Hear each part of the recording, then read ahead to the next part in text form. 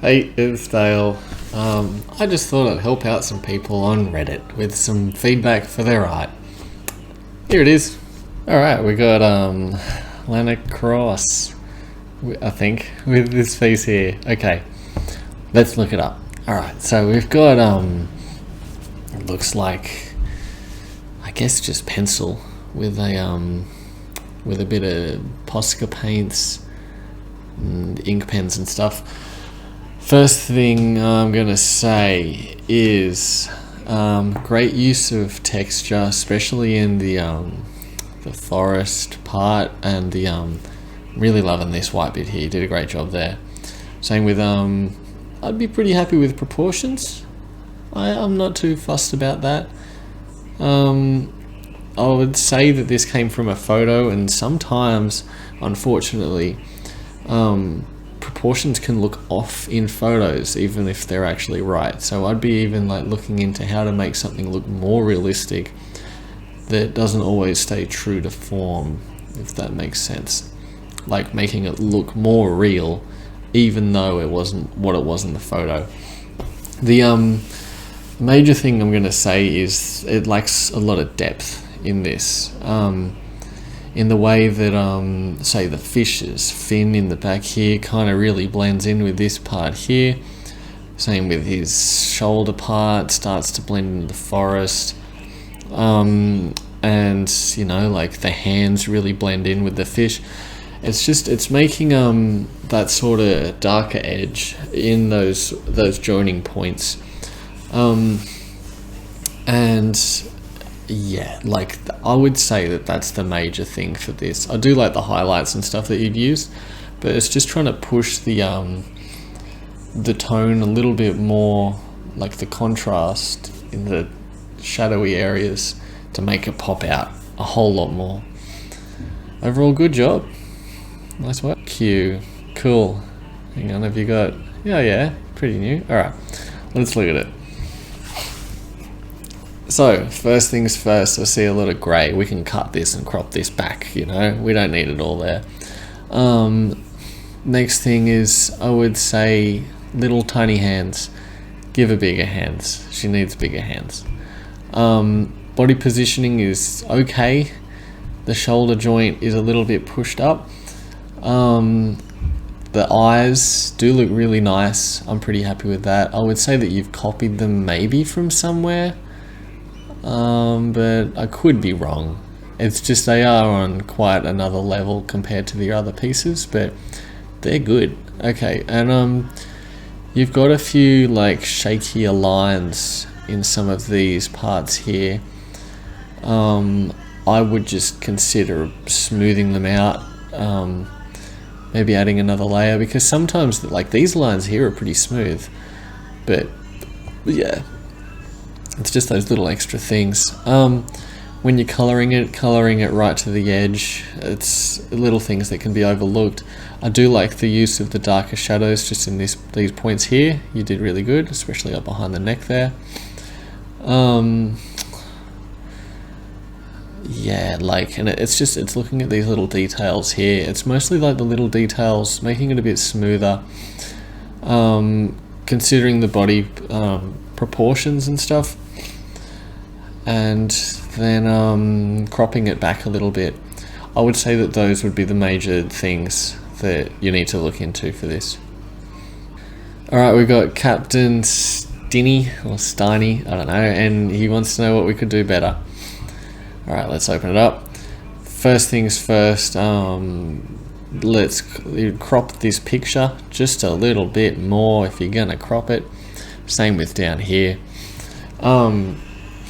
What I'd look into is really pushing the shadows a whole lot more. Like, see, if this is the darkest part of your picture, this area here could also be quite dark to really connect the two bits. Same how like this is quite dark, so it's quite balanced. It's quite off center on one side. And the finger here sort of blends into the white background, so I would be considering maybe either adding a bit of a line to break it off, like how we've got this shadow along here, or making the background darker so that you can have the whites on the fingers. Sorry, I'll zoom in differently. With these lines, it's good that they are following the contours, but there's not a lot of tone in there. They're quite flat, just especially on this thumb. Like the fingers are much better, I would say, but considering also the fingertips do need a bit of shading, like you're just a little bit inconsistent with where your shadows and stuff are going with that, but it's generally pretty good. Shadow, like this light is great, you know, proportion wise you're really good. It's just working in maybe smoothing that shadow out a little bit more and considering exactly the darks and lights of your picture.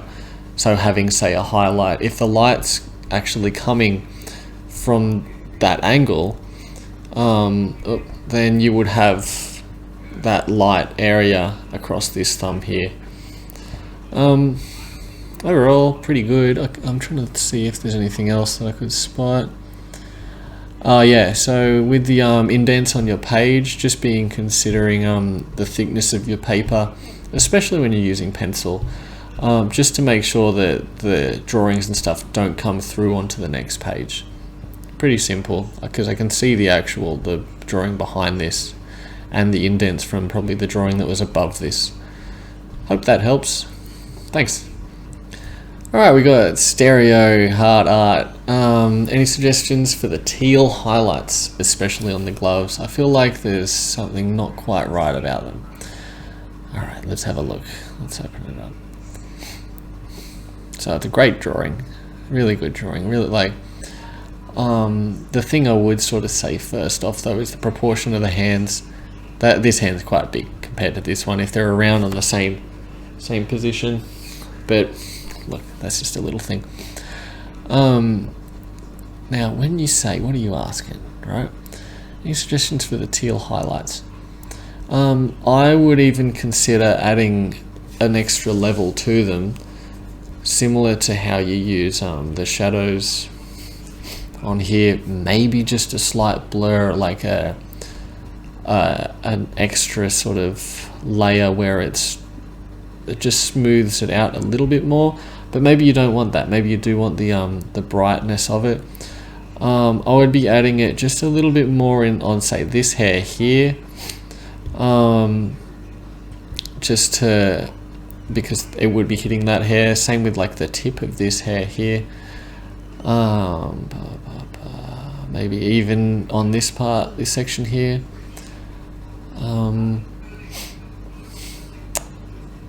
Yeah.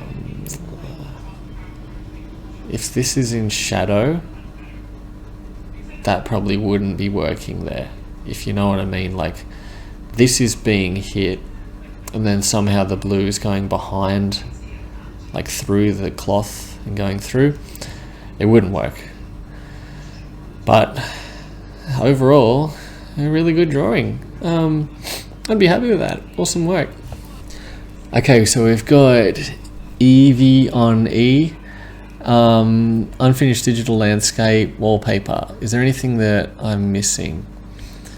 And you've got, okay, you've got two pictures here. Oh, okay, so this one, yeah, you said it down here, what it was previously. Missing characters and cloud details and bloom plus sun rays. I'm wondering if there's anything else missing before I do that. Okay, let's go into it. I've got a few things. All right, so I would slightly desaturate the things in the distance, because as like fog and stuff, like you've already got fog here, so you're sort of already doing it, but the tops of them is still quite colored. It depends on how close you're thinking it's going to be. But I would also consider with the leaves of the trees, they would actually be going out like a bit higher. Like if you think about how a tree looks, like how far those limbs are, like that's quite a thick limb. You know, it's something to think about. I'm just saying it. Things up close would be darker. So, like to a point, like this is more an artistic thing rather than if we're talking realism. I'd be having like a dark green thing to really draw the eye into the middle section of the picture. This would be on both corners, so you'd have like some up here, similar to this stuff that you got down the bottom here. Same over here. See, this is really blending in here, where over here it stands out. It's sort of making the picture unbalanced. I would also consider adding those at the bases of the trees. It always makes it, I think, a bit more interesting. This hill here is getting quite lost. I would start to maybe add some darkness into the bottom section here. So it looks like layers of hills. Same with over in the distance here too, like just adding maybe a little bit of a darkness. What I think is happening is you're quite comfortable with color. You're really good at texture, and I would say generally pretty good at composition and even lighting and stuff too. Especially like the water you've got there, that shine and everything. But yeah, I think you need to just look a little bit into the darkness, because if you see this tree here, that's got the darkest part. Same with this one over here. Like, you need to start blending that gradient just a little bit more. Just get a little bit more darkness in there. Because, like, and if we look at the shadow of these leaves, they're quite refined shadows. That means that the sun is beaming down very hardcore. And you have to think, if a photographer was taking this shot, they probably, like, I know the character isn't in there yet, but yeah, there's still that sort of stuff where you'd need to be considering where the lighting would be. Like, you can control the lighting and everything. And so just wondering about how those shadows are feeling, like softening them up, because it's quite a soft picture. But then also adding darkness closer to the base of the tree and into the rocks and stuff too, just to separate everything a little bit more, making everything its own elements and stuff to compose the piece a bit more nicely. It's pretty good though. I'd be happy with that. That's great. Alright, we got Neapolitan Panda. Can anyone help me? I've been doing pretty well copying, but this head still looks wrong. So I think this is the one that you're copying. This is the one that you feel like is looking wrong. Alright. First up, the general shape of it. Let's see. The bottom of your face is a bit more bulbous. It's pretty normal for that to happen, right? I think, look, I'm going to try and sum it up, because there is a lot of little things going wrong in this. And what I would say is, when you're looking at it, I don't think you're thinking as much about why the person is putting these circles in here, like what the reason is for it, but also about how far things are going, like how everything relates to one another. So let's have a look just at this mouth, right? The mouth is going right up to this circle here, and they're pushing it in just a little bit to make that cheek part in there. Going over to yours, your mouth ends on a line and isn't up in that cheek. Now see, the thing is though, is because your first lines that you would have done aren't as extreme as the person's, where, so your face that you're drawing is quite front on, but then their one is just a bit more on an angle. it's a whole thing. Like, copying can be really hard, but you just have to look back, look at the proportions and stuff. Why are they doing what they're doing? Because yeah, like, I would say that the eyes and the nose are generally pretty good. This this cheek can be brought up a little bit more and a bit smaller, so then you can get that chin going. See the chin? The chin's actually kind of pointy in a way. Yours is very round. The mouth then would be in a better place for that. Your eyes, you're going off what you think eyes should look like, not what actually is being drawn in the picture. Make sure you take note of the little details and stuff. See, they've got 3 eyelashes there. It's little things. And that's where copying a picture is all about the subtlety. You're especially in proportions and stuff. You're on your way. Look, this is probably a good point to push off from. So good job. You're going well. All right, we got Dorenta. I was recommended to start using pen as a medium, and this is my first go at it. I'm looking for some advice on techniques and utilizing the medium to helping me create intentional lines and line weight. All right, any extra notes? Yeah, let's just look at the picture. All right. Okay.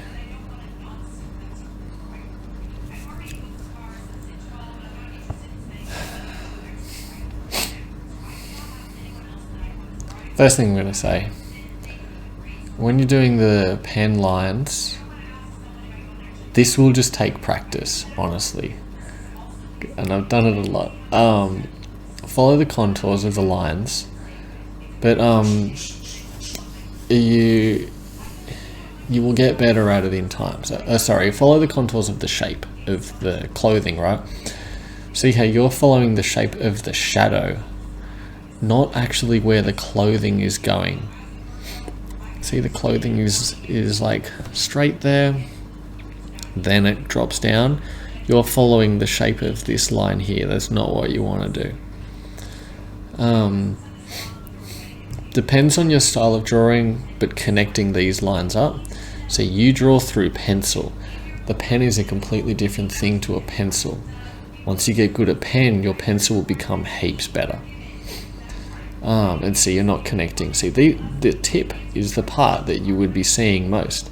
Down in here, you wouldn't care so much to connect that up, but in the tip, you would finish that part off. I would also consider using different types of pens. Don't think that they're all the same. Some will just have a better ink flow, better like grip, a better thickness. Personally, I used Artline. They're pretty good. I would recommend for you to get a 0.1, a 0.5, and maybe a 0.2, but test them out at the shops and see if you can go to the shops. Because I would say that you're probably more comfortable with one. You want to get a 1mm, 0.5 and 0.2 or something, but I also actually think you'd be better suited with the thicker lines because of you being more based in like anime manga stuff where they will use the more bolder lines and everything. And so using the thicker and thinner pieces will help heaps with your line weight. Hopefully that helps. Cheers.